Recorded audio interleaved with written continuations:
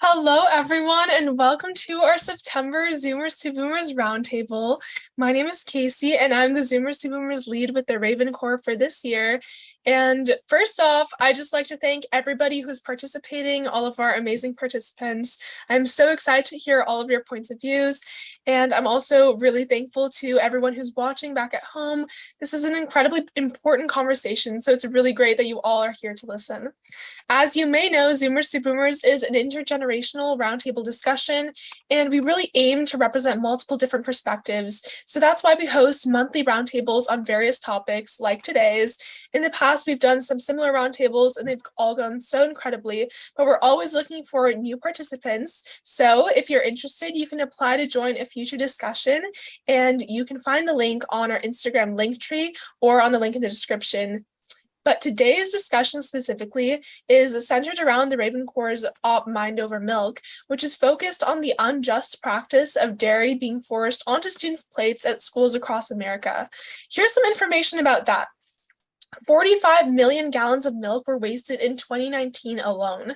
Students must provide a doctor's note to access plant-based milks, and 70% of students who receive their lunch through the USDA's National Lunch Program are people of color who are more likely to be lactose normal, which is the term we use for lactose intolerant because it is normal to not be able to digest milk.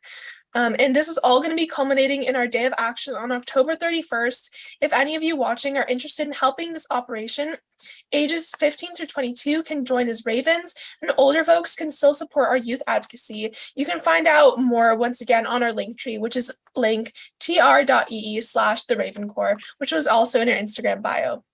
But now that that spiel is over, it's time to get into today's roundtable, which I'm really excited for. This is a super important topic that I feel like is really, really underrepresented a lot of the times. As a quick introduction, for those of you who may not know exactly what we're talking about in the audience, well, right now, an ever-growing body of scientific research just continues to confirm that consuming animal-based products negatively affects human health in a variety of different ways. And in this roundtable, we're going to dive into these impacts and discuss our thoughts in relation to how dairy impacts our health, which is what all of our amazing participants are here to talk about. So now we're going to get into introductions. The way that this is going to work throughout the roundtable is I'm going to be calling on people based on the hand raise feature on Zoom. So if you're not sure where that is, if you click on more under Zoom, it should show raise hand.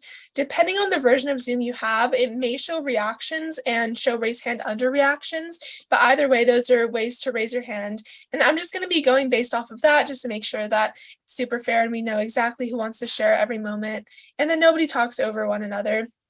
But to start off, for introductions, I'll ask everyone on the panel to provide your name, pronouns, your age/generation, your location, and then your title/organization, whatever you're a part of, and your favorite plant-based snack. I know that's a lot, so I'm going to put that into the chat just so that you can remember. And I'll go first. My name is Casey. I use she, her pronouns. I'm 17 years old, so I'm part of Gen Z. I'm located in Los Angeles, California, and I am the lead Raven for Zoomers to Boomers here at the Raven Corps. And my favorite plant-based snack, I'm not 100% sure if it qualifies more as a snack or a dessert, but I really love those Unreal chocolates with peanut butter and almond butter inside. Those are really, really good. And then whoever wants to go next can just go ahead and raise your hand using the Zoom feature.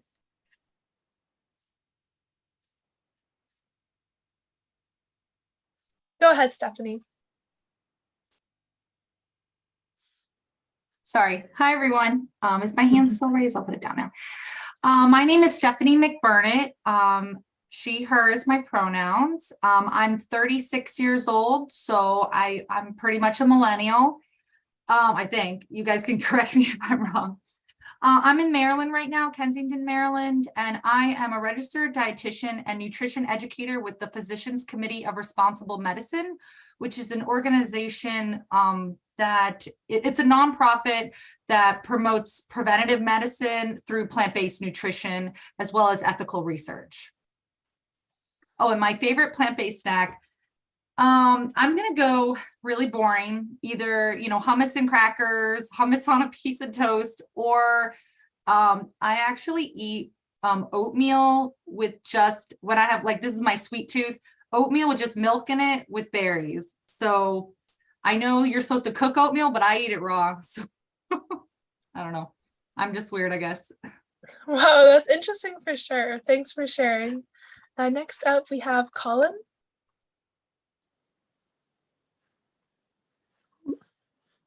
Hi. My name is Kaylin Otto. I use they, them pronouns. I live just outside of Asheville, North Carolina, in the mountains. And I work for Milk Hearts, Mothers Against Dairy. And I also run my own vegan travel blog where I talk a lot about veganism. And I talk about dairy on there too, actually, quite a bit. And I also got to go with, I just did like a 2-week road trip and I ate so much hummus and I became obsessed with it all over again. So I'm going to have to say hummus too. I mean, hummus is great, so totally valid answer. And whoever wants to go next. Okay, Mason, go ahead. Hey everyone, I'm Mason. I use he, him pronouns. I'm 18 years old, so I'm a part of Gen Z. I am in San Diego, California. I'm currently a student at San Diego State University. I'm involved with a number of nonprofits, including the Raven Corps, also the Sunrise Movement I do a lot of work with as well, which is a climate justice org, and pretty much everything ranging from like labor laws to immigration, whatever I can get involved with, I try to. And my favorite plant-based snack is probably either popcorn, which I think is very underrated, or carrots and guacamole. I love dipping carrots in guac as well. That sounds creative. I don't think I've ever tried that, but I might have to. Sounds good. Whoever wants to go next, just go ahead and raise your hand. Hey, Satvika. Hope you can hear me. Hi, I'm Satvika. My pronouns are she, her.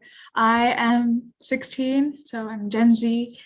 Currently, I'm in DC, but I'm from Bay Area. I'm in DC for the Hunger, Nutrition, and Health Conference. It's going to happen tomorrow. I'm so excited. And I work with Factory Farming Awareness Coalition, Friends of the Earth. And those are organizations that promote plant-based nutrition and bring it to like the forefront and talk about like the realities of factory farming and educate others. So my favorite plant-based snack is probably carrots and hummus. I know, so basic, but carrots and hummus or carrots and like some kind of salsa, but I love dipping vegetables in anything. I love all the hummus love going on today. And yeah, it's awesome that you're in DC. Have a great time. Thank you. Go ahead, Taylor.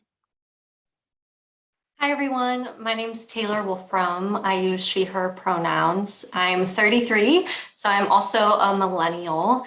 I'm just outside of Chicago, Illinois. It's pretty cold here. I've got a turtleneck on today, but I'm not hating it. I own a private practice, so I'm a registered dietitian, and I have a virtual private practice, and we specialize in vegan nutrition as well as intuitive eating and eating disorder recovery. Hummus is also my favorite snack. I hate to be boring. I love eating it with pretzels, but something else I've been loving eating with pretzels lately is the Chipotle bitchin' sauce, which is so yummy. And also, Casey, you mentioned Unreal. I've been eating the peanut, like the peanut M&M version of those. They're so yummy. So those are my favorite snacks lately.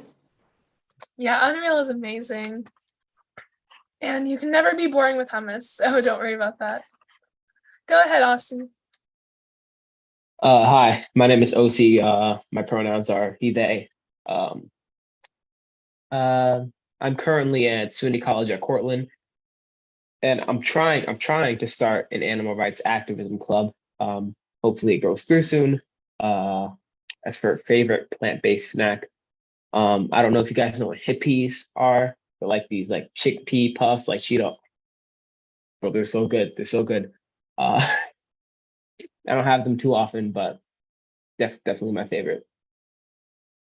I feel like you just unlocked a memory because I remember having those, but I don't remember when. So I'll definitely have to revisit soon.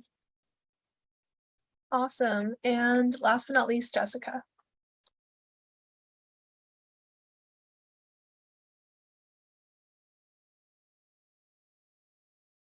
Okay, sorry, I could not unmute. I'm Jessica Steinbach. I use she, her pronouns. I am currently based in San Diego, California.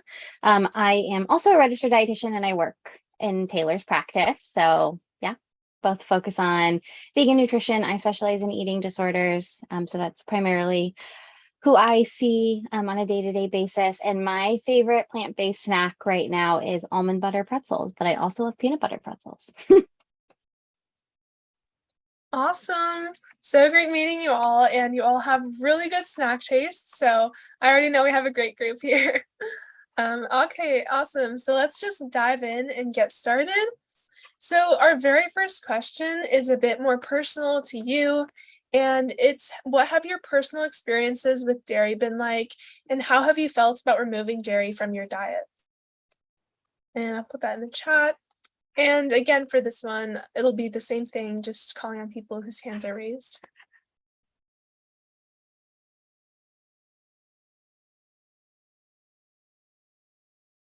Go ahead, Taylor. So I grew up in the Midwest. I'm born and bred Midwest, ate a very typical Midwestern diet. So lots of meat, dairy, eggs. And I went vegan when I was an undergrad. So I was a college student. I think I was 19 for animal rights reasons. So that was highly motivating to me when I learned about what happened in the egg and dairy industries. I've been vegetarian for a little while, but then became vegan. And it was a little tough because this was 13, 14 years ago. And so there weren't as many alternatives as there are nowadays. So I ate a lot of cereal and soy milk and peanut butter and jelly and cheeseless pizza and just like veggie pasta, primavera, things like that. And I remember too, the way it happened for me is I had all of like my college dorm room snacks and like canned SpaghettiOs and all of that stuff. And rather than just get rid of it all right away, I was like, okay, I'm going to eat what I have and then I will, get new stuff. Same with other things. Like I had a leather belt. I wasn't in a place to completely overhaul everything. And so for me, I kind of did it slowly over a matter of months. And even though we didn't have a ton of alternatives, then I was lucky to live in a city. And so it wasn't too hard. And I had a really great community. I was in an animal rights group in my college and in the greater city. And so I had a lot of support, which was wonderful. We had a lot of potlucks and things like that. So finding that community, the virtual space wasn't what it is now. So the in-person community was really where it was at for me. Thank you so much for sharing that. Stephanie, go ahead. Sorry. Hi. So yeah, kind of the same. I grew up eating mac and cheese and hot dogs, kind of a 90s kid. But milk, I actually didn't like milk. I actually can't remember why, but I don't know if I had a stomach ache as a kid from it, but I didn't like milk. I was the only one in my family. And my parents just were like, okay. I mean, I actually give them props. Like they were just like, okay, you don't drink milk. It's not healthier. But they would say, here's apple juice, here's your drink. But I did eat cheese and I don't remember having any issues with that. For me, when I went vegan, it was about 5-6 years ago. And I mostly did it for health reasons at first. So for me, dairy was the last thing I kind of gave up because I did a very kind of slow progression of becoming a vegan. Whereas my husband one day, he was like never touching it again. For me, it was slower. I had an infant and I was, so it was a little bit harder of a transition, but I kind of did what Taylor did. I really just ate what was in my fridge. And when I went to go replace it, I would buy kind of the transitional vegan cheese. So if I was replacing it, sliced cheese, I ate it down, I would go and get the transitional cheese. And then eventually I think because I kind of went at it from a health angle, I eventually I got rid of the transitional cheeses as well and started making the homemade cheeses either through blended nuts or just using tofu or just not using anything or just using nutritional yeast. So. Awesome. Definitely makes sense for sure. Go ahead, Satvika. I grew up in like an Indian vegetarian diet. So our only like other condiment would probably be the buttermilk or curd, and it would be a staple for every meal to go along with vegetables and rice. But milk itself made my stomach hurt a lot. So I told my mom about this, but then every day she would say, you need to have it so your bones become stronger, right? So that was actually a part of our culture. But then both me and my mom, we looked into it and then we went vegan together. So it was a lot, it was uncharted territory for us, but we started making our own like vegan buttermilk and trying to try alternatives. But that's definitely been the hardest part of getting something through the vegetarian diet, I would say, because that's basically the biggest difference. And another thing I found was baking is one of my passions, and it was a fun challenge to make it. Like my brother couldn't guess if I put milk or I put eggs in it this time, right? So for me, turning it into a game and making sure that I could elevate my recipes was sort of reassuring in that time when I was still transitioning, because it showed me that everything could taste the same, everything could taste even better sometimes. So yeah. That's awesome that you're able to do it with your mom. Go ahead, Kaylin. Okay. So I actually like anything about the ethical side of dairy or the health or anything like that. And my family didn't cook a lot. I grew up in like rural Ohio. So I, like many of you, was eating mac and cheese, like just all at a young age. And there wasn't a lot of cooking going on. I was eating like overload of dairy products, had a ton of health issues. And I went to multiple doctors trying to figure out if it was IBS, if it was something else. I was always having diarrhea and stomach issues, and it turned into anxiety and eventually depression because I was a very active high schooler, yet I was having all these issues and no doctor could figure it out. I went to handfuls of doctors and, had cameras in me, all of these things. And I ended up going to a holistic practitioner, and they were like, you should probably not have dairy. And so I was really resistant because I didn't know a lot about it. And that was one of the things I was addicted to, right? Like that happens. And when I finally cut it out, I mean, my health turned around dramatically. And so dairy has been a big focus of mine for a while because I feel like it impacted me a lot personally. And really introduced anxiety to me for the first time in my life in a really, really heavy way. So I hope that, now people can figure out these things at a younger age and hopefully prevent that for themselves. Wow, it's crazy that it took them so long to figure it out. Thank you so much for sharing that. Yeah. OC, go ahead. Yeah, so actually a bit different from most of the other people. I grew up drinking plant milks.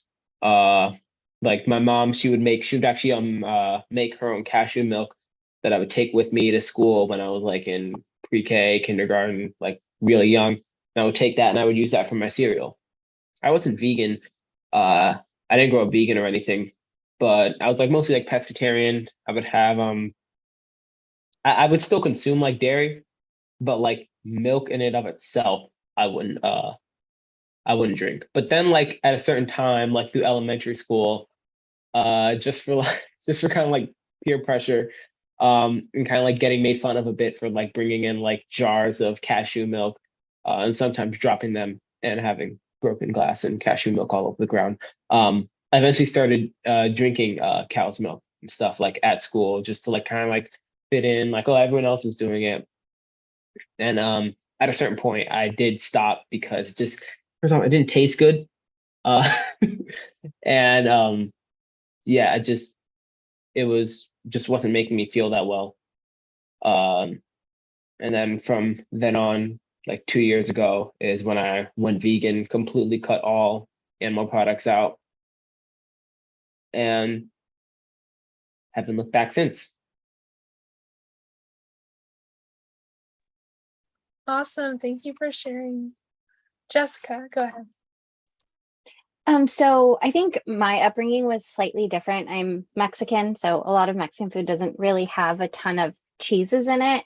There's a lot of butter in some situations, so I think it wasn't necessarily like milk or cheese that was really challenging for me to give up. But when I became vegan, losing a lot of that cultural connection was really challenging, and so I think that really impacted like the course of me becoming vegan. I was vegetarian for a while, and it just was really challenging when I was in high school. So once I left the house and was in college, that's when I started to explore veganism on my own.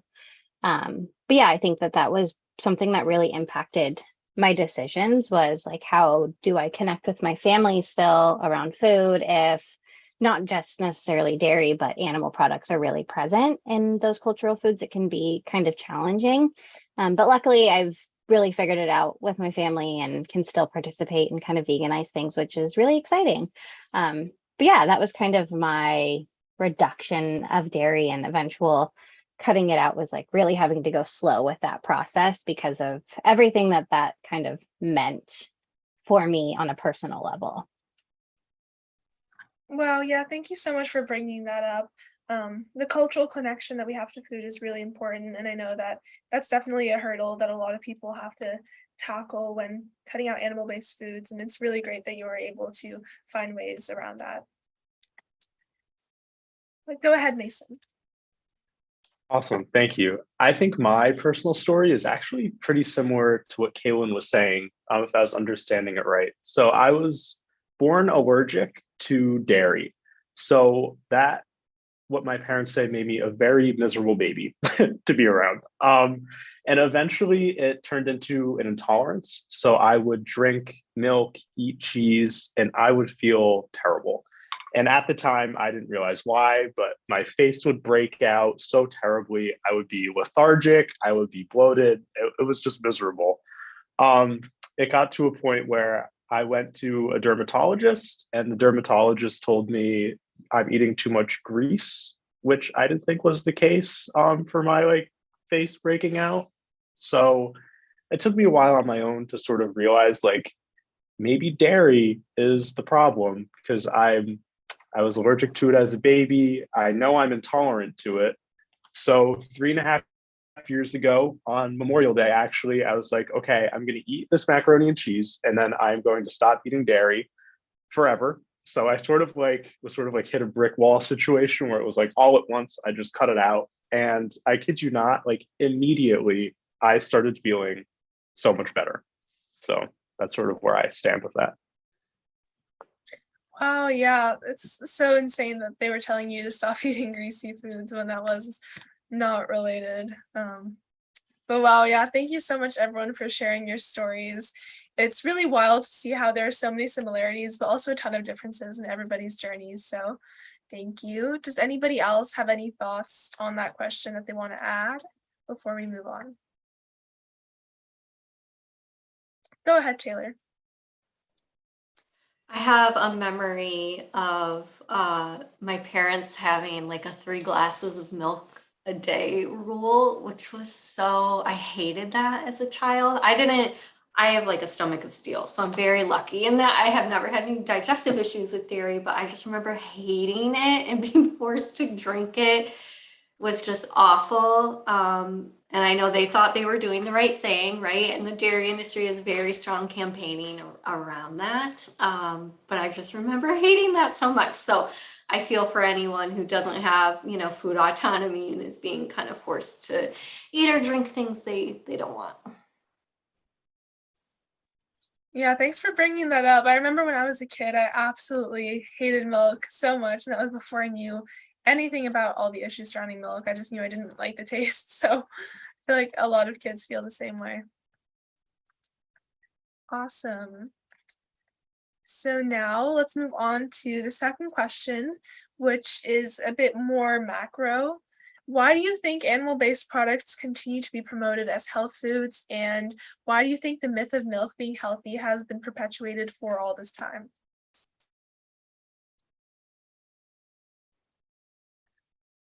Go ahead, OC. I think the main reason that these myths are perpetuated so much is because the corporations want to keep selling. They want to keep selling their products, not only just selling them, but they want those to be the top products that people look for. They don't just want them to be another like product on the shelf, just like next to the plant-based milk. Like it's better than the plant-based milk. You need to drink milk to be healthy.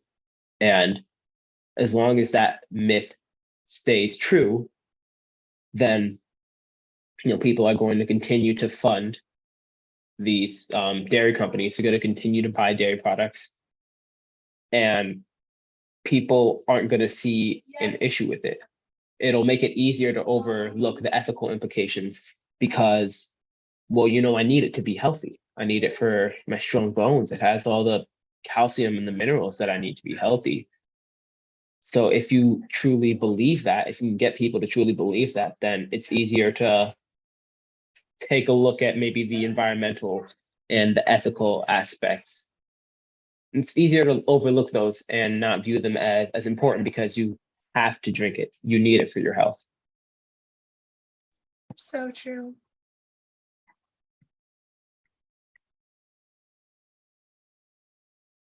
Stephanie, go ahead. Yeah, I think especially with milk, I think the dairy industry really has a strong foothold in, unfortunately, kind of government and government programs with the checkoff program, with the National School Lunch Program. It kind of all stems from, early 1900s. And milk has just been kind of building and building and building the dairy industry. And now it's at a point of, or the last 20 years, I would say it's at a point where they're holding on and they're going to pull out all the stops, trying to say that it's good for us, that soy milk is bad for us, that, kids need it 3 times a day for strong bones and for calcium and calcium. What's the other one I'm thinking of? I'm blanking right now. Vitamin D. And so they actually fortified it with vitamin D back in the 20s for like the National School Lunch Program so that they could say it was for strong bones.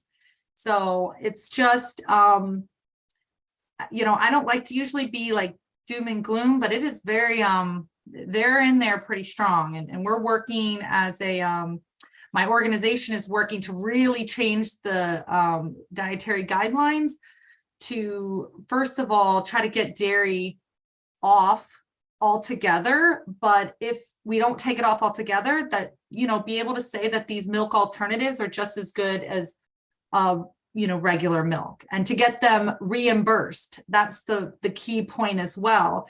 But, the dairy industry doesn't want, they want to be reimbursed by the government. So sorry, that was very long, a little bit confusing tantrum I just had. No, that definitely made perfect sense. Thank you for sharing and bringing that up. Go ahead, Taylor.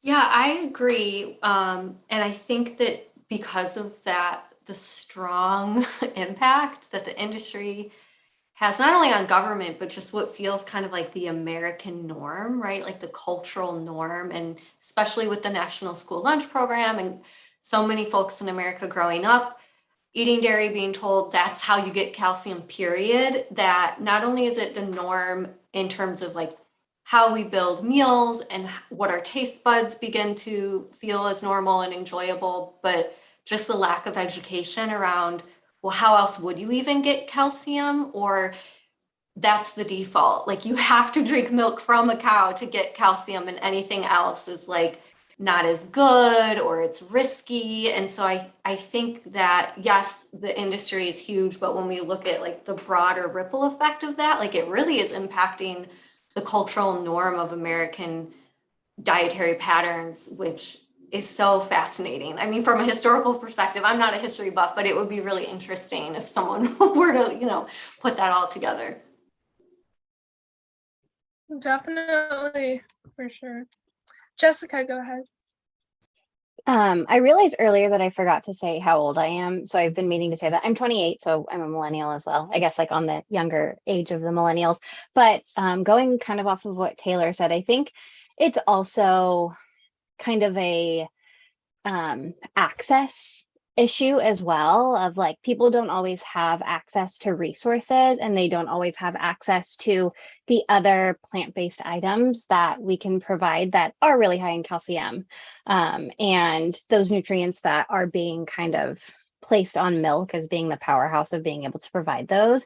And so I think I have a lot of issues with like the government around food and the dairy industry, but with that aside, I think it's harder to provide education and access to all communities for specific types of plant foods. It does take a lot more intentional effort to get all of those nutrients from other types of foods, right? And we need to know how to cook them, and they need to be accessible. And so I think that also makes it hard, and why the government like really pushes milk is because like it can give you those things in a package, and it's understandable to a lot of people. And so I think a lot of it too is just like access and education. And it would be wonderful if we could provide more access and education across the country. However, that's just like not currently the case. So I think that makes a big barrier to like fully getting rid of milk in a lot of situations. Definitely. That's so true. Satvika, go ahead.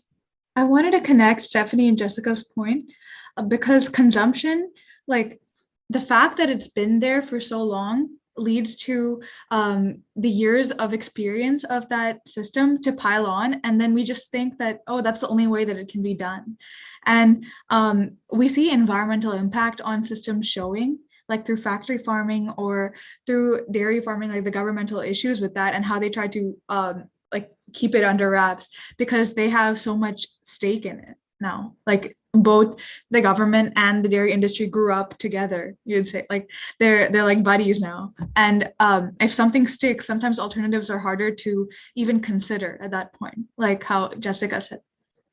And it's sort of, it reminds me of like the energy shift from coal and gas to renewables.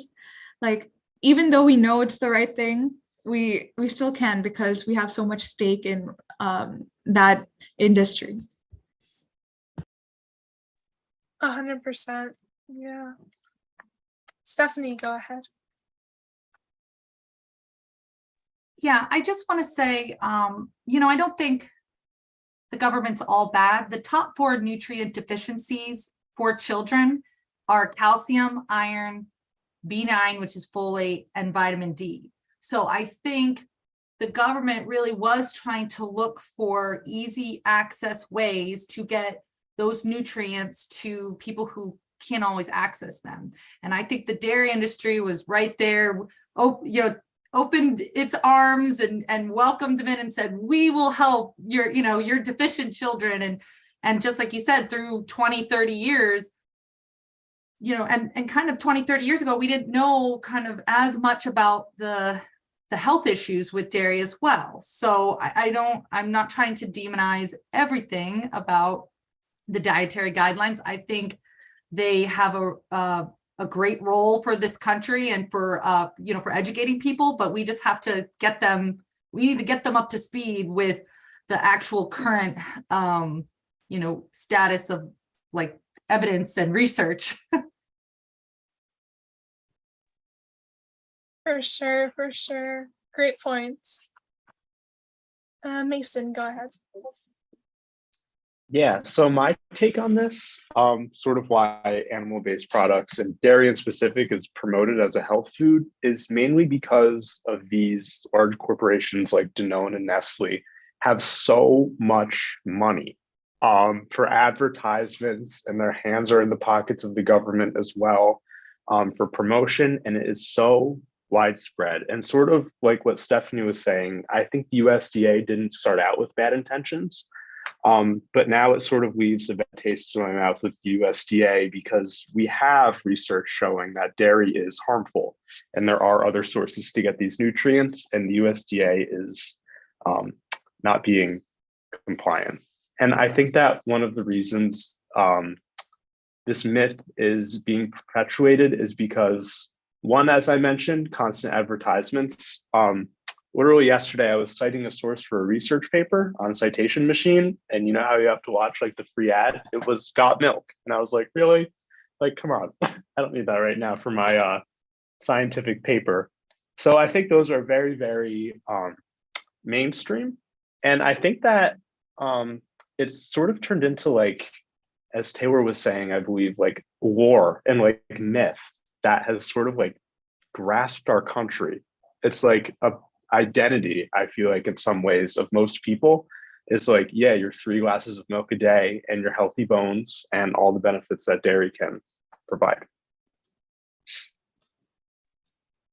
For sure. I keep getting milk ads on TikTok where there's like a carton of milk working out at the gym. It's very, very interesting. Kaylin, go ahead.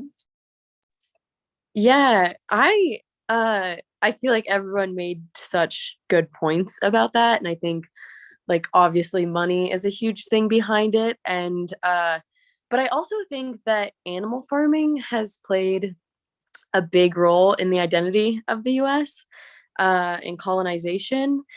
And so, yeah, if we can convince people that non-human animals are other, right, and we own their bodies and we can do what we want to them, then we can uphold like this colonial conservative structure. So I think that the dairy industry is very embedded into that conservative structure in the US. And that a lot of people don't want to give that up. And so, yeah, milk is pushed as like this wholesome, the dairy industry is promoted as this wholesome industry. So then the product that comes out of it also has to be promoted as wholesome and good for you. And I also think too, like, my parents' generation, I don't think that my mom had a lot of access to information or time like I do to be researching things online, right? So she had no idea, and then she has me, and she's passing on that information to me because she truly believes that milk is good for you and we need it. So I think it just keeps being perpetuated not only by the systems of government and the huge corporations, but also just by people who truly are buying into it, right? Like, no one has told them otherwise yet. Such a great point, for sure. Awesome. Does anyone else have any thoughts on this question before we go into the next one?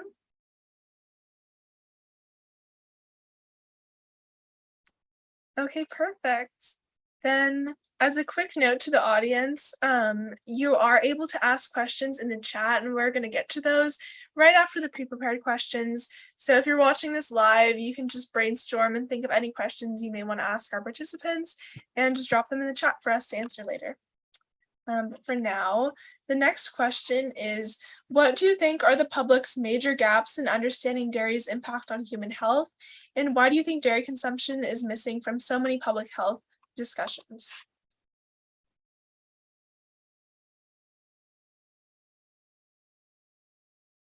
Go ahead, OC.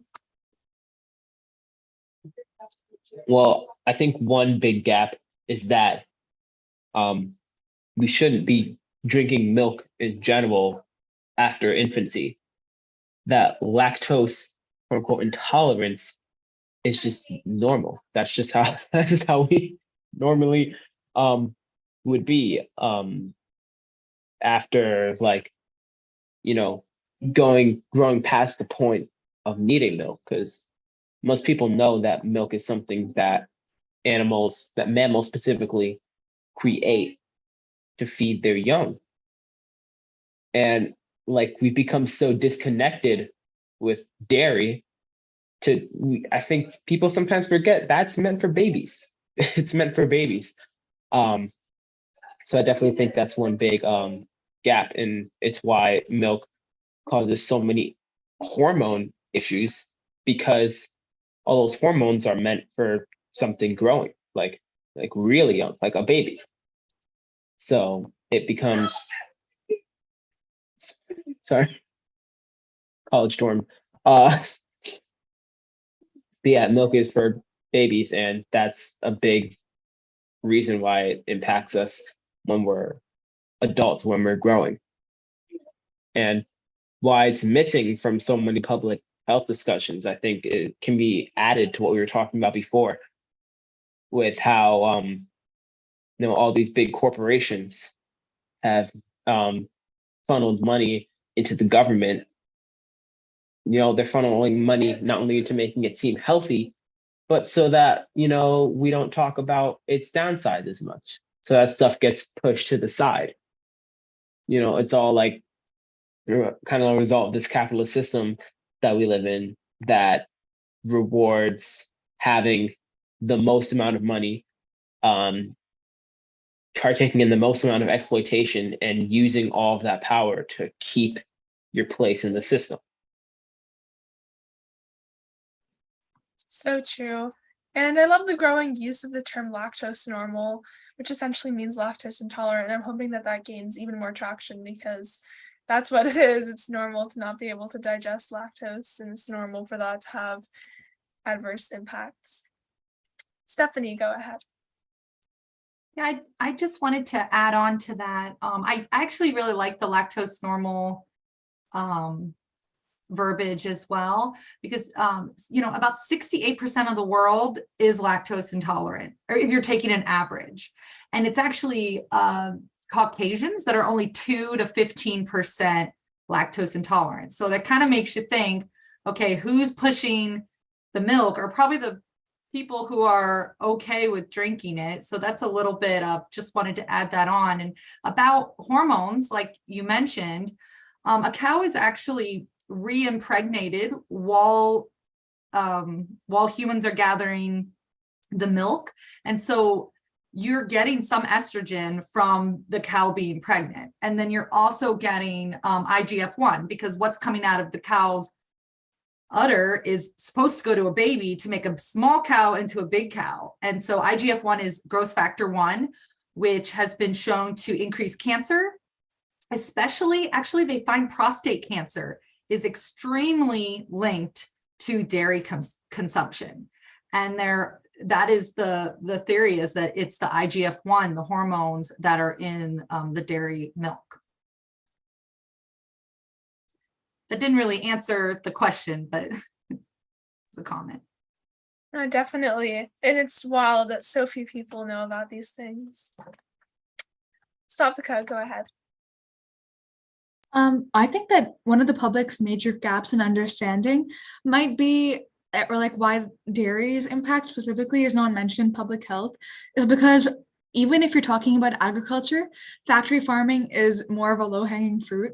Like they would say, oh, this environmental impact comes from the factory farming. You're doing all this this is hurting the animals, but they don't like to talk about the milk, because even as a vegetarian, like from vegetarian to vegan, you don't talk about that portion.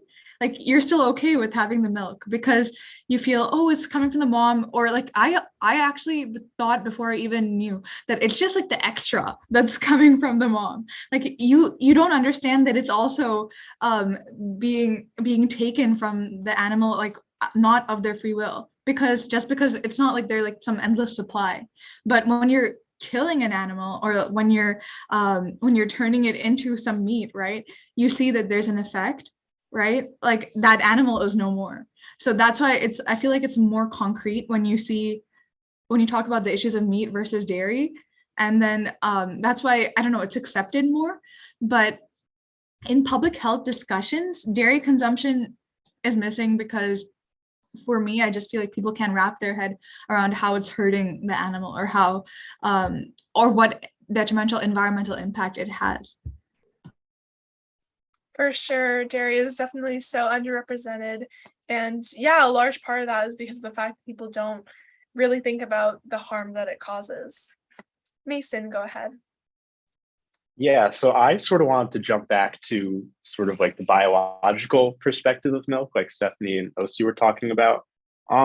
So milk is meant essentially for baby mammals to become not baby mammals, like get them past their growth phase. And I feel like in, I guess just common culture in the US specifically, it's seen as like something that needs to be drank past the age when it's required for humans to not drink it anymore, if that makes sense. Like humans should not be drinking or typically don't need to be drinking breast milk or milk past the age of 4 or 5 once they reach that stage where they don't need to. But we still do consume dairy milk, which I find very interesting because it's just not biologically sound in that sense, why people would still be drinking milk past that age.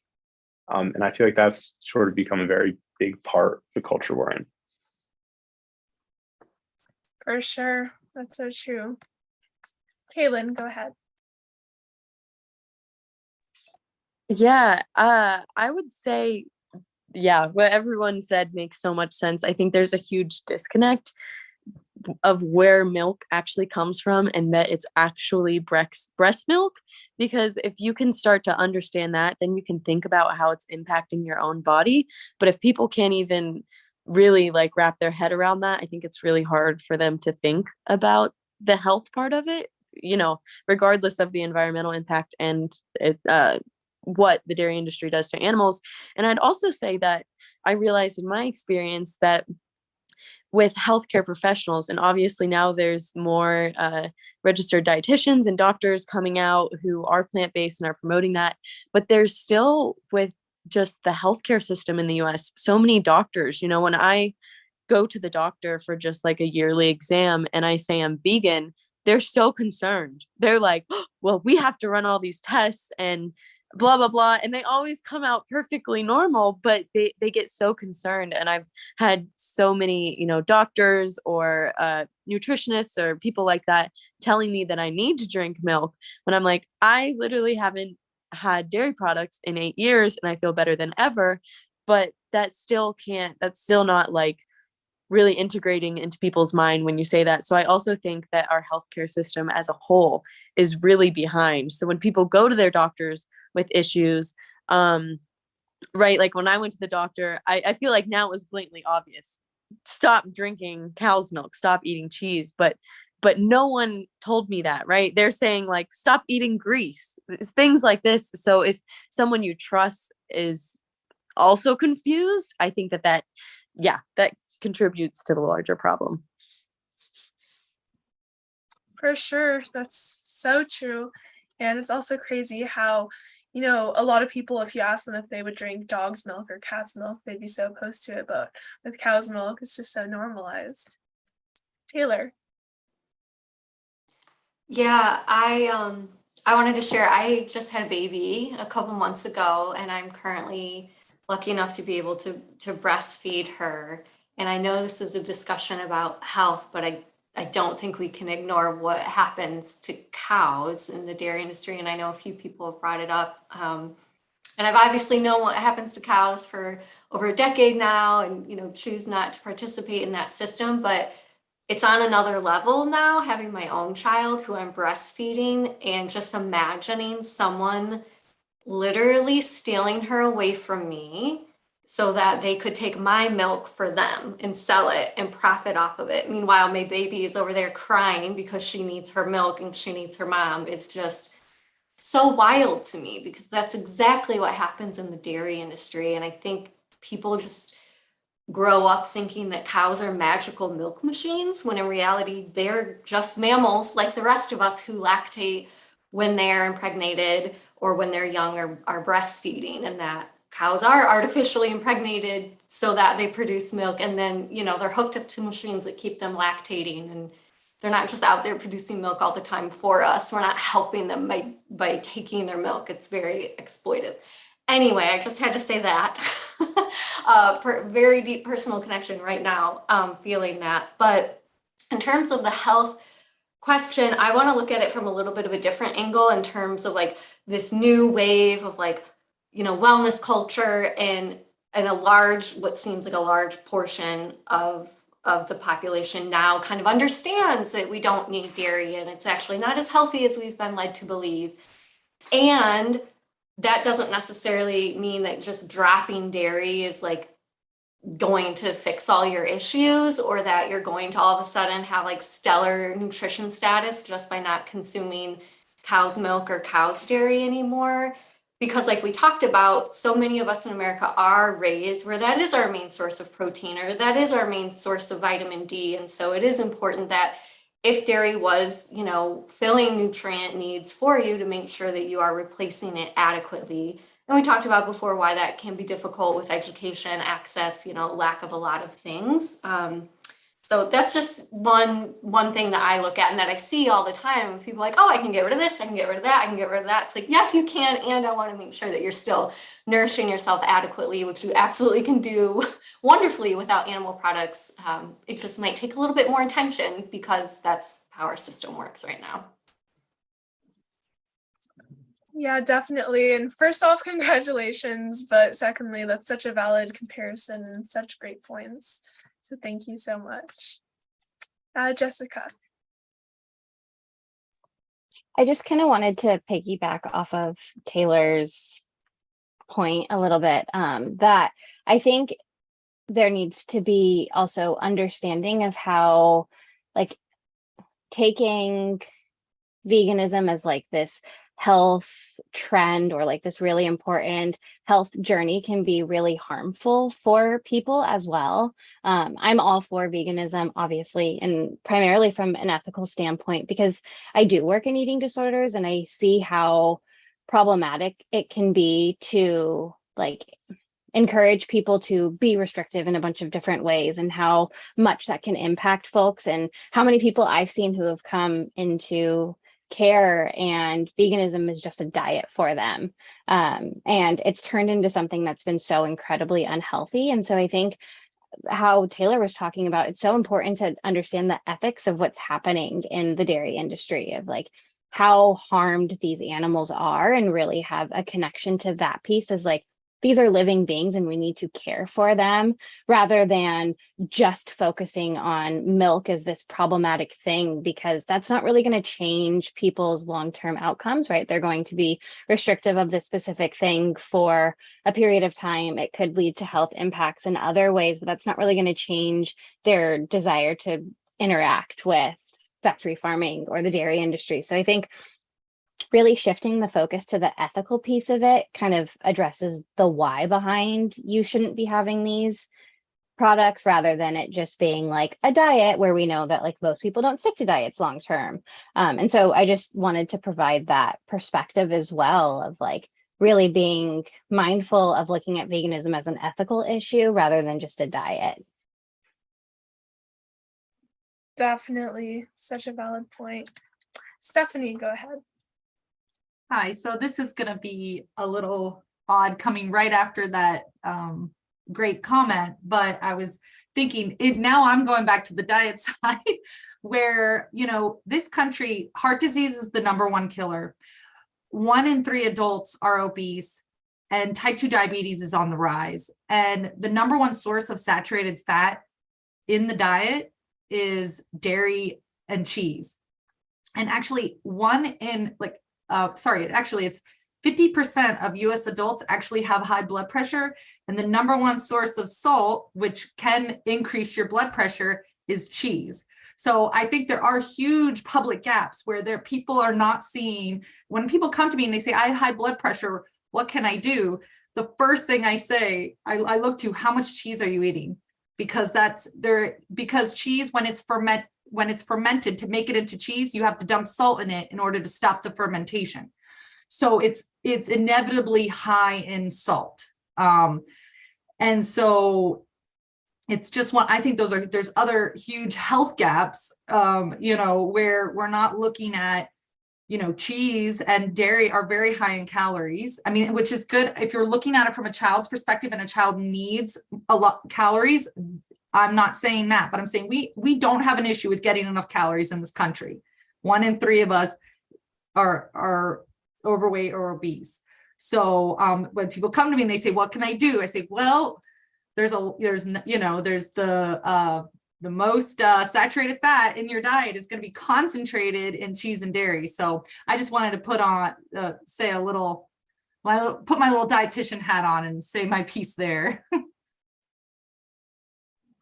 Yeah, thank you for bringing up those statistics, definitely.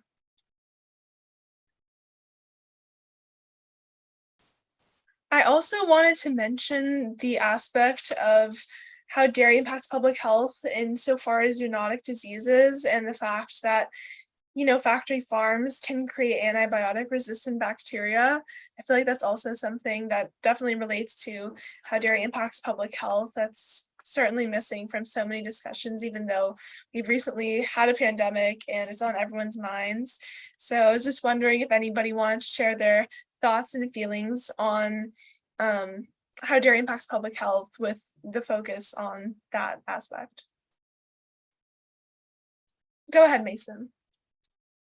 So I know one fact off the top of my head about this, so I figured I'd say it. The CDC says that 3 out of every 4 emerging infectious diseases come from animals.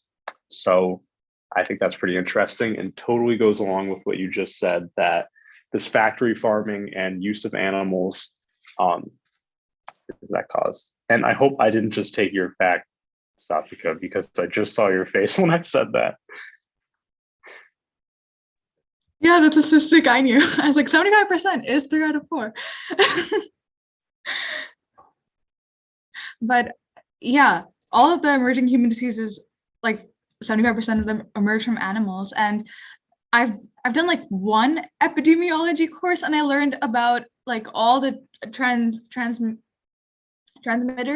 and at the top it was always the animal that people were blaming for the cause of the disease. But the fact is, it's not just the animal itself, or themselves, it's the way that we treat that animal. It's the way that we have put them in that position to spread that disease, because of if we talk about factory farming, like their runoff is not being taken care of because of us. Like it's festering in pools and becoming antibiotic resistant bacteria because of how we have made that system. So I feel like even with COVID, when we were saying, oh, these people are eating bats, like, do you remember there were like so many rumors going around about who was eating what and what we should start banning, like just to cut out a lifestyle, whereas it wasn't about there are bats in the market, they're for sale. Like that part wasn't in question, but it was more like, who do we blame?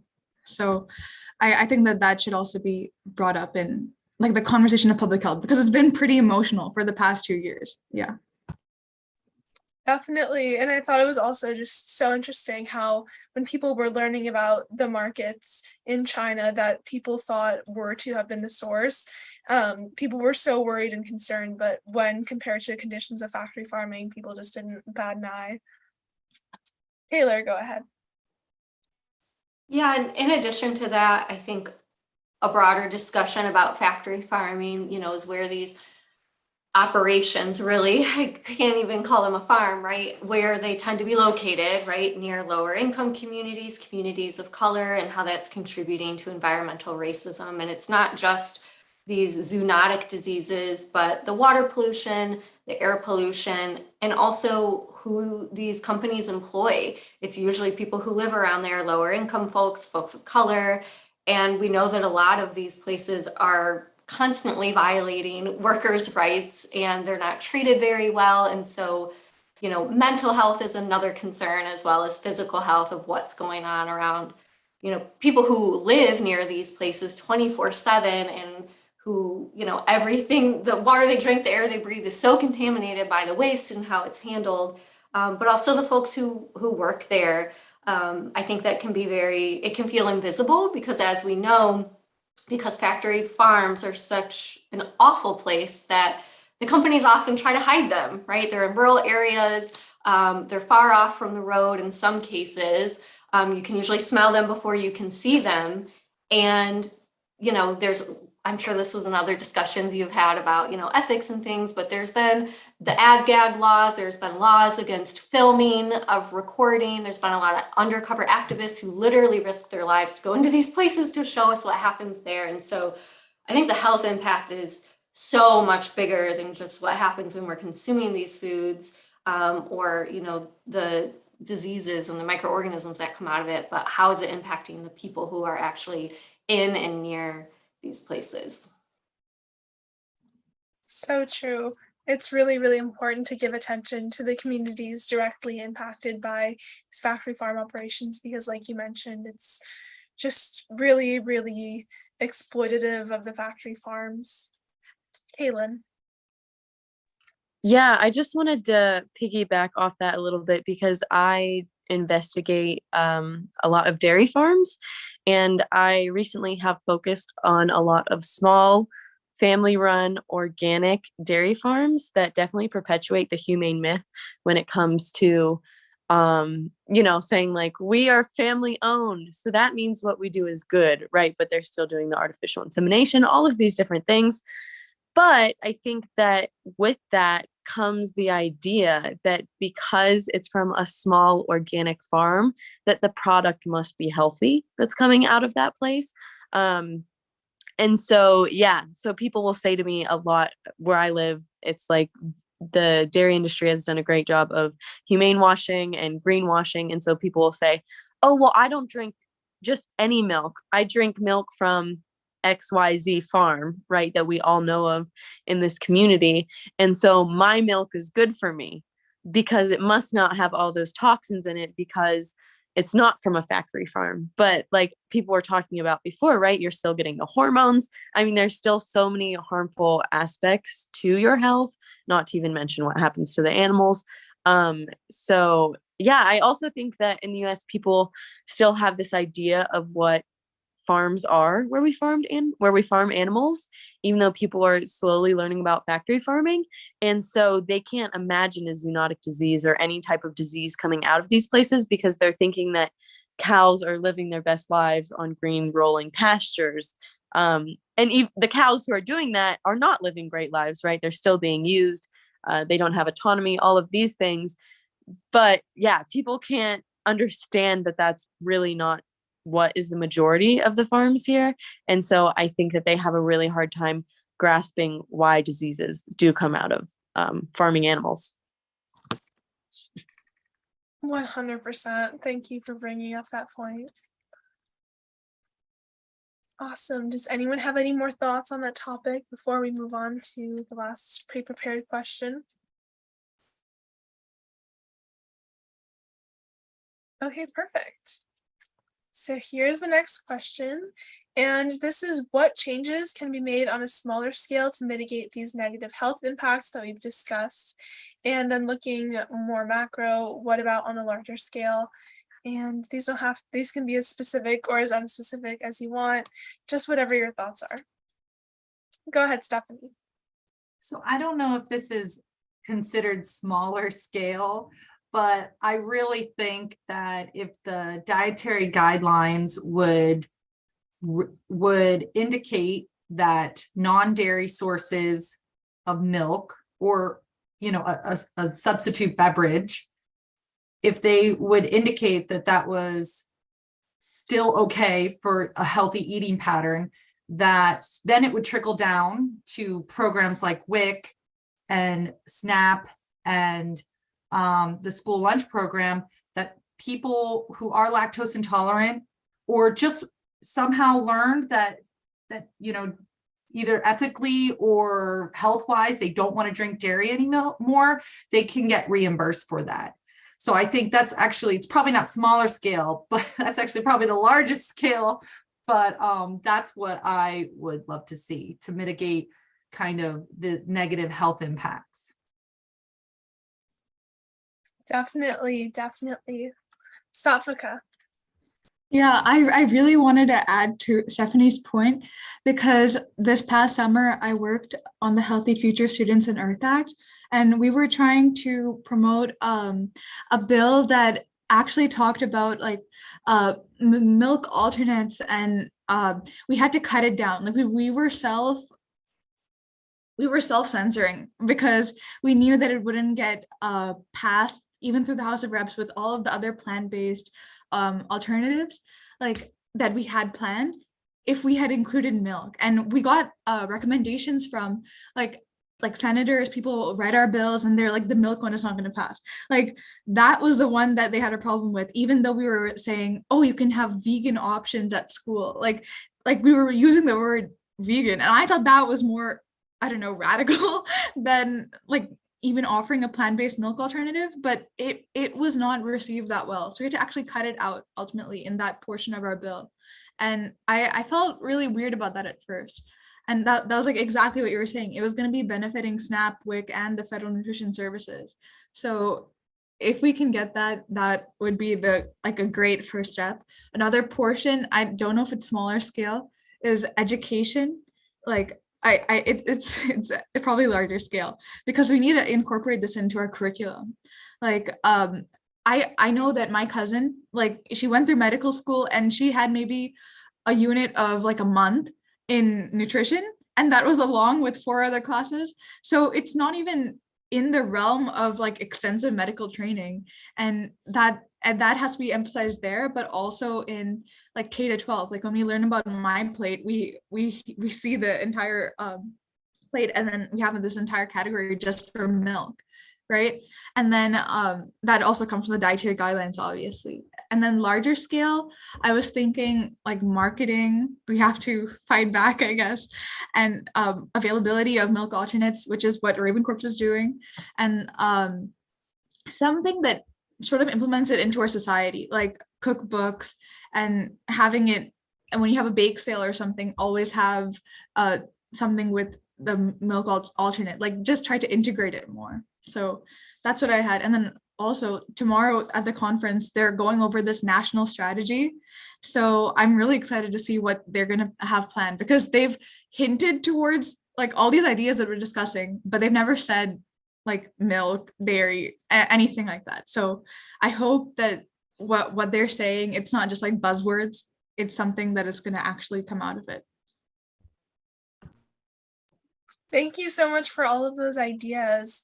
And you're totally right. Sometimes we need to make sacrifices just for supporting, making baby steps. I think it's still really amazing everything that you all are doing on the committee. And hopefully soon we'll be able to get that milk part passed as well. Taylor, go ahead. Yeah, I just want to say I'm like super inspired by the youth here and the young folks. I think it's amazing, and it gives me renewed hope in the animal liberation movement. So thank you. Because sometimes I can get a little jaded.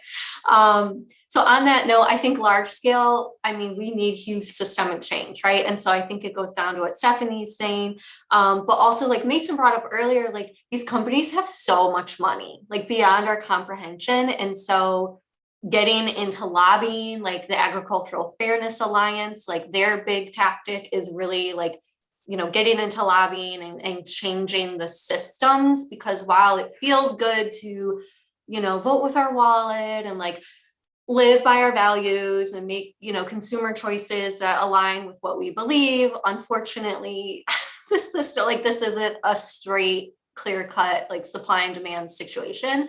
And so we really do need those huge systemic changes. And unfortunately, in our system that's lobbying, government, all of that.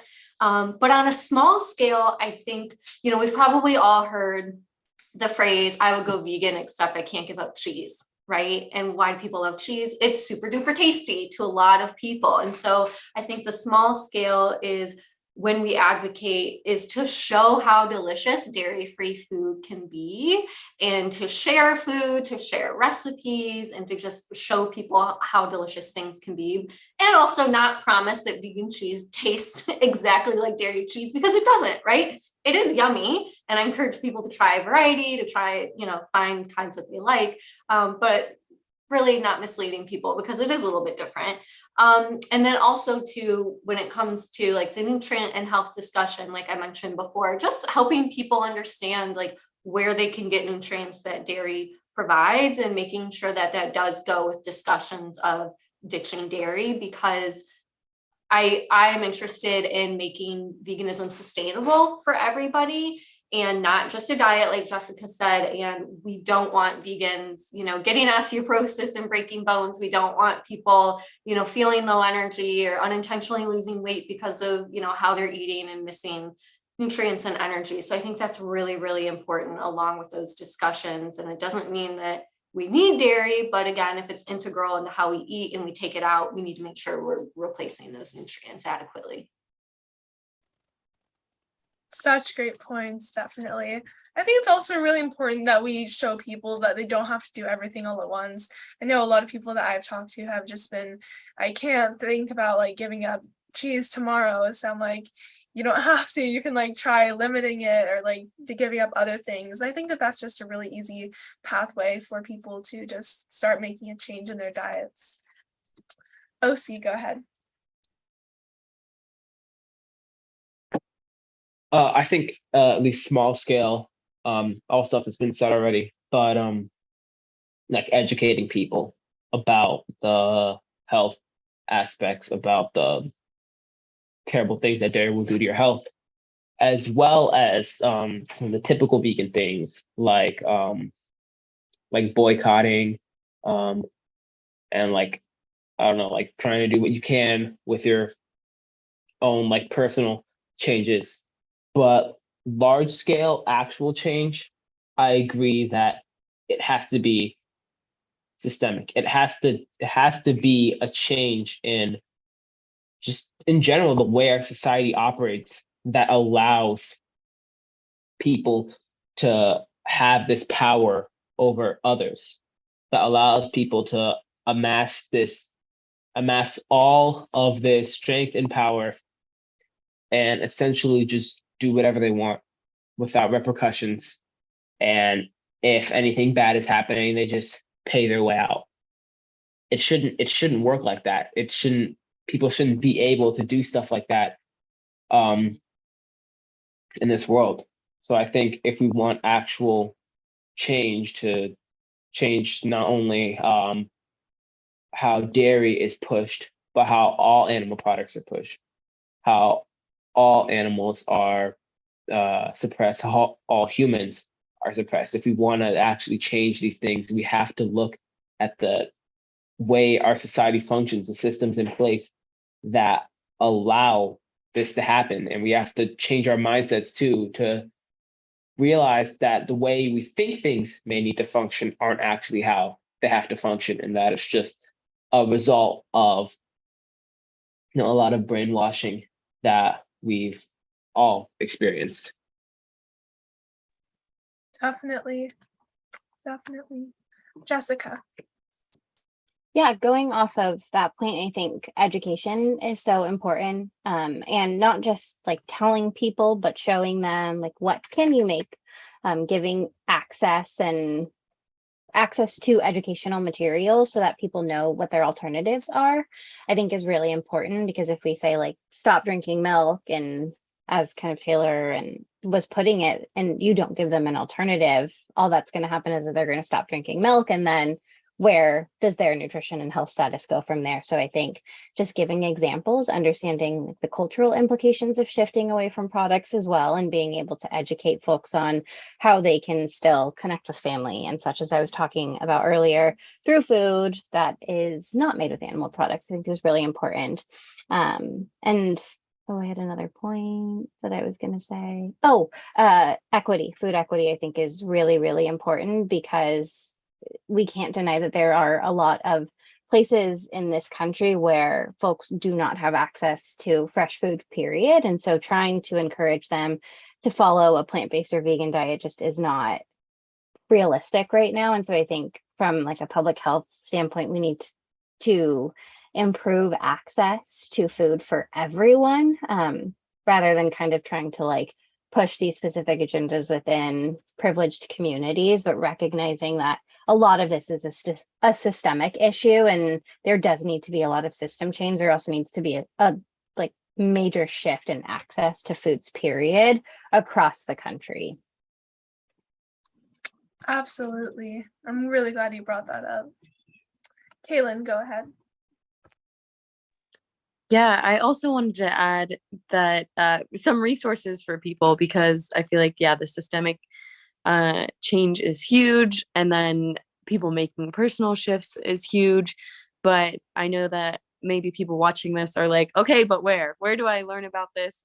And obviously all of y'all are sharing incredible information. I'd also like to shout out for Switch for Good, because they are a really great organization that on their website, they provide like why the health impacts of dairy, the environmental, a guide that you can use if you want to see what plant-based milks and cheeses are around you, and just so much free, incredible information that I feel like if someone doesn't know where to start, that's a great place to go to begin their dairy-free journey.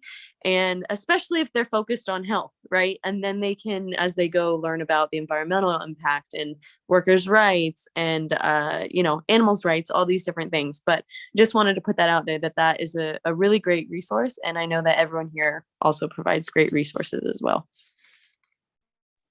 Thanks for shouting that out. It's an amazing resource, definitely. Any final thoughts on this question?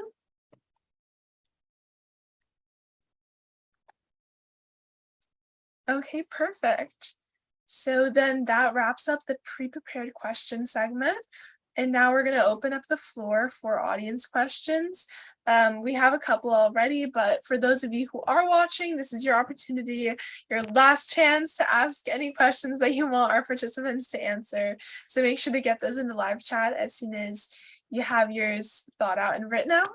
But first off, the first question is, what was the most challenging part of ditching dairy for you, and what got you through it? And I'll put that in the chat as well.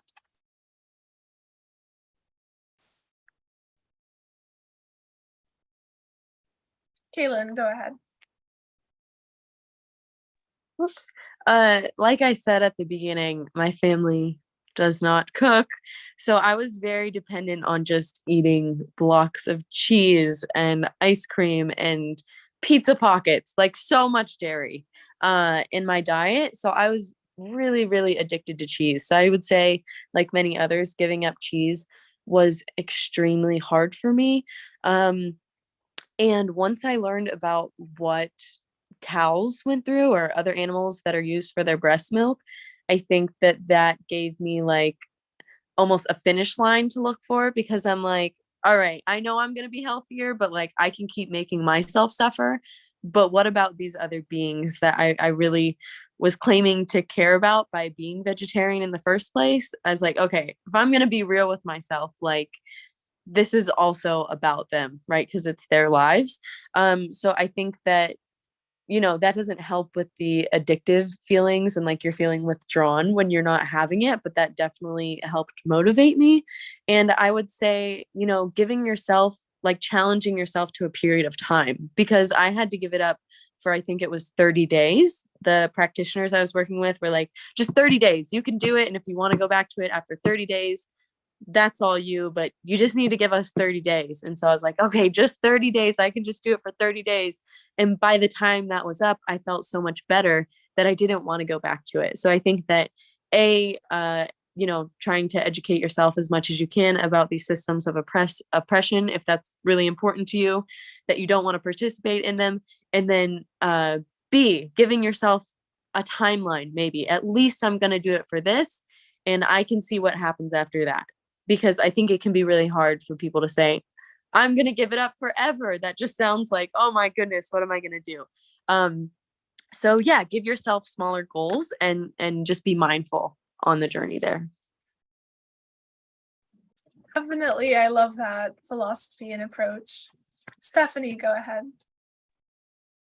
Yeah, so for me, the hardest part was that when my family made the transition, I had a 1 and a 3-year-old. And, you know, they loved mac and cheese, and they would not, but they wouldn't eat they didn't like the diet. I mean, back then it was, you know, 4 or 5 years ago, the cheese alternatives have come a long way, but they didn't like the Daiya pre-made, you know, kind of the equivalent of the Kraft mac and cheese. They didn't like that. So I had to, and I was not a great cook. I grew up, you know, with, my mother always cooked for me. And then I went to a military college, so they cooked for you. And then I went to the military where they cooked for you. So then I became, you know, I got out, went back to school for nutrition. And, you know, I had to learn how to cook for real, you know, using boiling potatoes, carrots, onions, blending it with cashews. You know, I found a recipe of mac and cheese that my kids liked. And I will tell you, I made that. We've probably made that recipe about 100 times. So you really got to find something you like and just keep making it, because then you'll start to learn where these different flavor profiles are coming from. You know, the fattiness is from the nuts with a little bit of coconut milk, you know, then you're adding in a little bit of salt, but lemon, and, you know, you're getting kind of the color from the carrot, you know, so just kind of experimenting and having a good time. And then my last thing would just be, mistakes are going to happen. Don't kill yourself if you end up at a party and you didn't, you know, your kids didn't get to eat, so they have the cheese pizza. You know, you're doing the best you can. You're doing probably above and beyond what anyone around you is doing. So just give yourself some credit and don't be too hard on yourself. Such a great approach, for sure. Super important to, you know, not freak out if there are mistakes made. I feel like a lot of people are discouraged by that worry. So I'm glad you brought that up. Satvika, go ahead. Yeah, I basically wanted to say the same thing. To me, it was sort of like a workout regimen. It's better if you have a buddy with you, and you should know that you're not obligated to do something every day. You are the one who gets to decide how much you're gonna finish with, or your end goal, and you know yourself the best. So you're not going to beat yourself up if you make a mistake one day. And another challenging part is probably like craving that specific taste, or thinking, oh, it's not going to be the same if I have my alternative. I think that the best way to combat that is to try new things every day, so that you'll try craving it something new. And it's just think of it as something fun, because you get to experiment with new food. And if you make it fun for yourself rather than restrictive, it's a lot better. And having a buddy, like having my mom with me, was really helpful. Definitely, I can imagine that it was great for you and your mom to kind of be in it together. Taylor, go ahead. Yeah, I agree. The cravings can be difficult. And when we think about why that is, right, it's usually the salt, the fat, creaminess, the mouthfeel that we get from a lot of dairy foods. And so I would say don't restrict the vegan versions of those foods. I know for me personally, the only time since becoming vegan I can remember having like a really strong craving for animal dairy was when I was dieting, when I was treating veganism like a diet, and when I wasn't having vegan cheese and vegan ice cream and all the vegan fun foods. So I really think that we need to be as abundant as possible and not limit ourselves, and give ourselves permission to enjoy those foods when we have those cravings, rather than treating it like a diet or trying to find like the healthy version of the thing. A lot of times that leads people to feeling like being vegan or being dairy free isn't working for them. It's not sustainable for them. I'm never feeling satisfied. I'm just going to go back to how I was eating before. For sure. Thank you for bringing that up as well. Okay, great. And for the next question, I just wanted to put out a quick trigger warning, as it does mention eating disorders. So for those listening right now, if that's a topic that triggers you, now may be a good time to tune out. With that being said, the next question asks, why do you think it is that so many eating disorder treatment facilities exclude vegans from access to treatment? And what can be done to help vegans who are struggling with an eating disorder and need support? I'm going to put that in the chat as well. Jessica. Yeah, I have a ton of experience with this. I used to work in an eating disorder treatment center, and they actually did allow veganism, which is very rare in treatment centers. And I think a lot of it is because there is a lack of knowledge around veganism and how it can play a role in eating disorders. As I was mentioning earlier, there are a lot of people that partake in veganism as a restrictive diet, and I think that that makes veganism and eating disorders really tricky because you do see tons of people coming through treatment centers who are vegan only for specific eating disorder reasons, and then in their recovery they choose not to be vegan anymore. Veganism just innately is restrictive because you are choosing to not eat various groups of food. And so I think that it can be very complex treating folks who are vegan and are actively in their eating disorder. It's hard sometimes to distinguish if something is an eating disorder compulsion or if it is truly an ethical decision. And so I think that's why treatment centers don't really touch veganism, because it's a liability. Number one, if they allow somebody to continue with this form of eating and it ends up being uber restrictive for them and then something bad happens medically. A lot of dietitians, I don't think, have a lot of education around veganism. Unfortunately, it's not really something that's taught in our programs. And so it's hard to know what the nutritional needs are when we're taught how to calculate nutritional needs with animal products. And so I think just an increase in education and awareness around how somebody can remain vegan in their eating disorder recovery, and exploring the motivation behind that, and really doing what's best for that individual person. And I will say that there are a lot of folks out there who are trying to increase access to education around veganism in treatment centers, develop screening tools so that people who truly do align with veganism in their food choices can remain vegan in treatment centers. So it's not something that's like being brushed under the rug by any means. There's definitely work in progress for that. But yeah. Thank you so much for that insight. Taylor, I also saw your cat in the background and it's really cute. Go Yeah, ahead. she managed to open my door somehow. She's a little kooky. I agree with everything that Jessica said. That was great. And the field is definitely coming a long way. There's more and more treatment centers who are open to vegans, not just like open to vegans, but are actually like educating their staff on assessing adequately and creating vegan menus that are yummy and varied. And include a lot of the fun foods, like I said, right? So when it's ice cream day, you can have cashew milk ice cream with everyone else. You're not just like having sorbet, like really having like the really yummy foods. And also, I think to answer the question, like, where did this come from, is based on some old research. I think there was one study in particularly in the 90s among college women, which like so much research is done in young females, which is so frustrating. It tends to be like young, thin, white females. And like, that's so many of those findings aren't applicable to many people.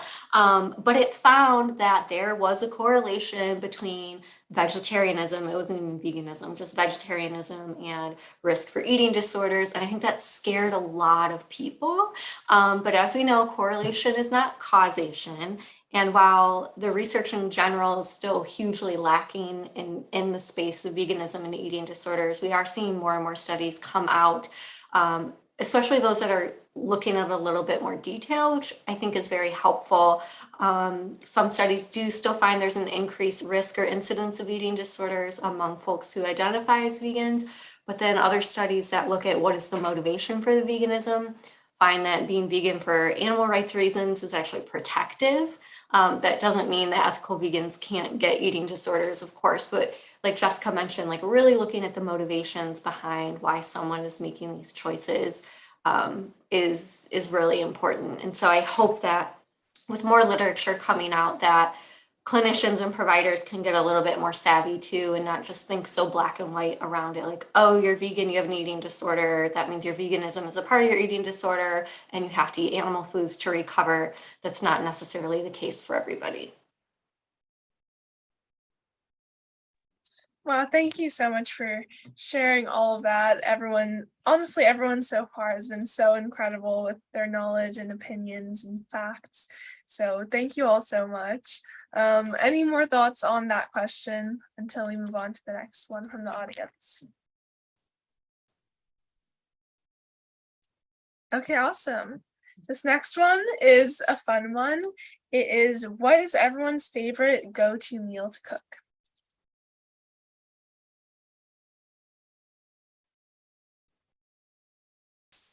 Go ahead, OC. I think I might have just discovered the other day a new go-to meal for myself because, living at college, I have a meal plan. Like, as for your first year, you have to get the meal plan, but the college's vegan options, not the best. So, no, I actually do a lot of cooking. Thankfully, upstairs there's a kitchen, so I can cook in that kitchen. And I have like a lot of simple shelf and freezer stuff. And I took like 2 cans of chickpeas and some frozen veggies, broccoli, carrots, and cauliflower. Mix it up in a pan. I let it cook down. And then I added a little bit of teriyaki sauce, but then mixed in some buffalo sauce, like some vegan buffalo sauce, specifically Primal Kitchen's vegan buffalo sauce. And when I tell you, this might have been the best dish I've tasted since going to college, bro. It was mind-boggling. It was mind-boggling. I was on a call with my friend, and I was in shock. I was in shock at how good it was. It was so good. I had to like share it. Like, there were a few RAs that were on duty, and I went and I shared it with them. They were like, "Hey, this is really good."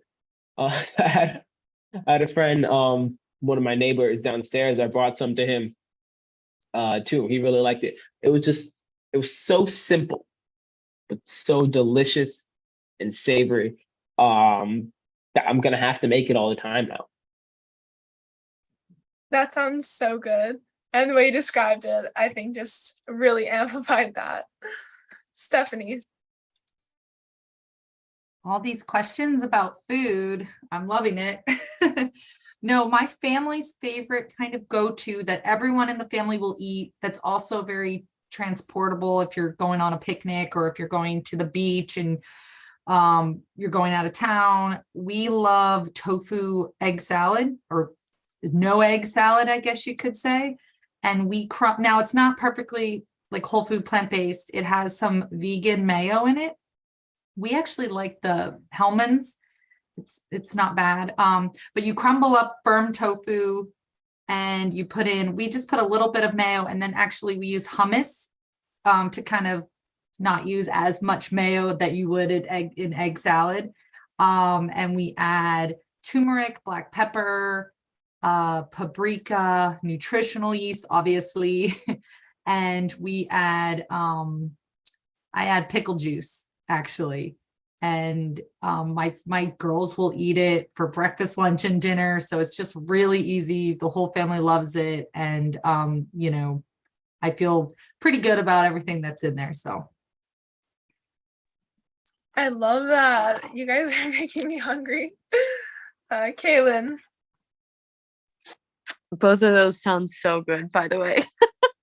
Especially the first one. I want to try that out. So good with the buffalo sauce. I am not a great cook. I don't love cooking. I wish I did. I wish that I felt really inspired in the kitchen, but I really don't.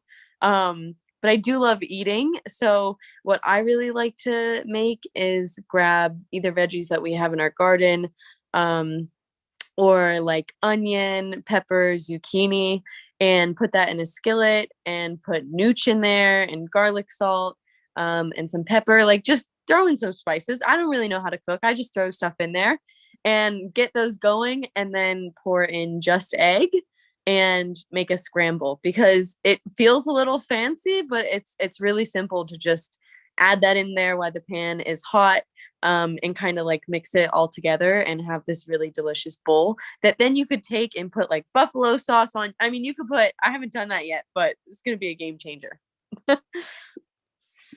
That sounds like a game changer. Mason.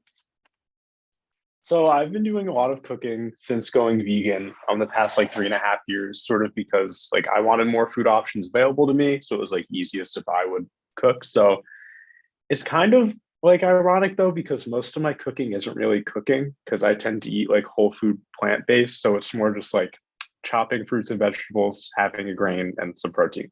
But my favorite thing I would consider cooking would be like a tofu stir fry I love to make. I make it with like shirataki noodles, which if you're not sure what those are, it's basically just noodles made of tofu. And then I put tofu on that, like cubed, with some vegetables and usually like a peanut sauce from like peanut butter, soy sauce. So yeah, it's simple and quick, which I love, and pretty tasty.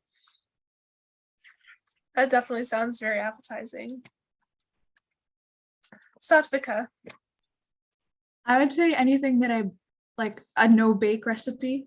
Like when I do brownies with dates instead of like the chocolate, they taste like they have cocoa powder in them and they literally don't. So it always baffles me how accurate things can be when we use different ingredients. So, and then I like tricking my brother with the vegan alternate too. So that's really fun. I've actually never tried that, but that sounds so good because I actually love dates. That sounds like a great idea. It's amazing. Taylor. We love pasta in this house, and we have a garden, so we have tons of tomatoes. So I love just making like a basic fresh pasta with lots of garlic and olive oil, and then tons of tomatoes and basil. And then I make what I call nooch tofu. So I just use extra firm tofu. I press all the water out, and then I cut it in whatever shape I want, and I put it in a bowl, drizzle a little olive oil on it. And then I use salt, pepper, garlic powder, and nutritional yeast. And then I toss it on a tray and I bake it in the oven, and it's so crispy and yummy. And I put that on top of the pasta for some good protein.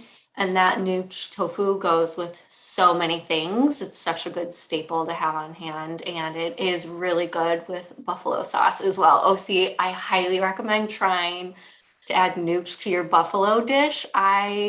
Those two together, it just like elevates. It's so good. I love that. That sounds amazing. Jessica. My current favorite go-to, because I discovered, I don't know if I'm pronouncing this right, but the Miyoko's brand cheese just came out with like a mozzarella cheese for pizza, and it's a liquid and you pour it on and then bake it. And it honestly is the closest thing I've ever had to like cheese, dairy cheese from a pizza.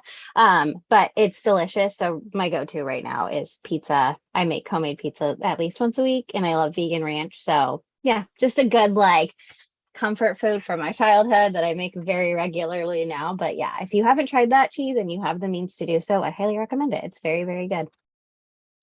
Yes, Miyoko's is amazing. And I see that OC definitely agrees based on their reactions. But for me, I think it's definitely this one recipe I saw on Instagram that I can no longer find, but I kind of remember it. My friend actually sent it because she just sends me a ton of vegan recipes, which I so appreciate. But it's basically pasta with a bunch of different vegetables, but like the pasta is obviously cooked, but not the vegetables. It's like cucumber and bell pepper, and then you add like cilantro, and there's this really cool vegan sauce that they add to it, and it's just so good. I don't really know how to describe it, but it's just such a good lunch, dinner. I honestly want to eat it for every single meal, and now I want to go buy the ingredients and make some more. Awesome. Does anyone else have any fun meals that they want to share?